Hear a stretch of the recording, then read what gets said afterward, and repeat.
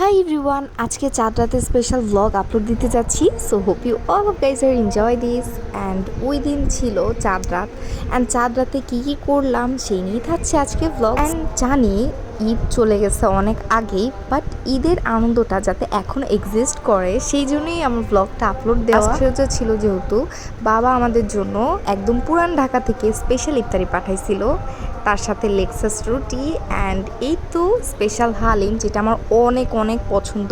Usually পুরান ঢাকার ইফতারগুলো একটু আলাদাই হয়, যেটা আমরা সবাই জানি। আর স্পেশাল খিচুড়িটাও ছিল, যেটা অনেক অনেক মজার ছিল।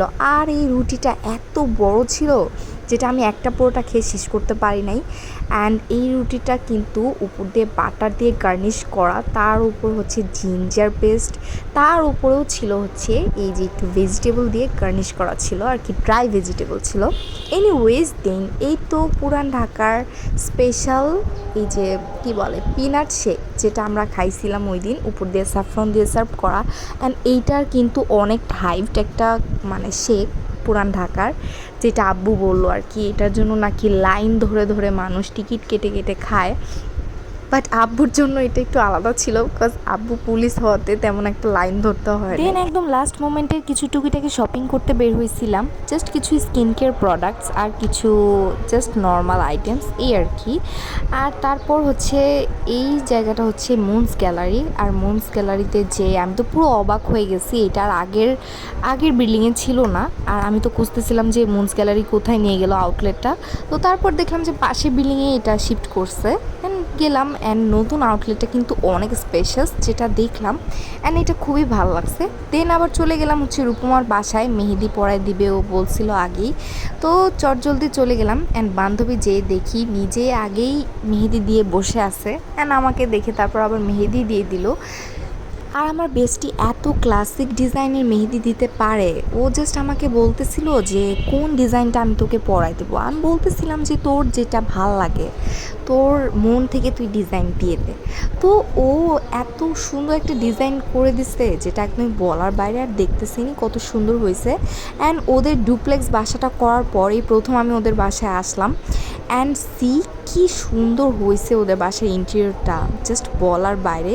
ডুপ্লেক্স বাসা তো এমনিতেই সুন্দর, বাট ওদের বাসার ইন্টেরিয়রটা একটু বেশি সুন্দর লাগতেছিল ওই দিন। আমরা আর কি গেছিলাম উপরে যে চাঁদ দেখবো বলে, বাট যেতে যেতে একদম চাঁদটা ডুবে গেছিলো আই গেস। তো আমরা আবার ভাবলাম যে নিচে একটু হেঁটে আসি, ভাবি আমি আর রূপমা একটু গেলাম হাঁটাহাঁটি করতে। দেন এই তো রাতের বেলা তিনজন মিলে অনেক দূর পর্যন্ত হাঁটাহাঁটি করলাম, ভালোই লাগতেছিল অনেক দিন পর রূপমার সাথে টাইম স্পেন্ড করতে। যাই হোক, দেন সাকিবের কিছু কেনাকাটা বাকি ছিল, অ্যান্ড তারপর আবার কিছু শপিংয়ে গেলাম। অ্যান্ড এত দিন রোজার মানে ব্যস্ততার আরেকটা অন্যতম কারণ হচ্ছে প্রায়ই আমরা রাতে দেখা যাইতেছে যে মার্কেটে বের হয়ে গেছি। প্রায় আমরা আস্তে আস্তে 1টা 2টা বেজে গেছে, রাস্তায় ছিলাম আমরা বলতে গেলে।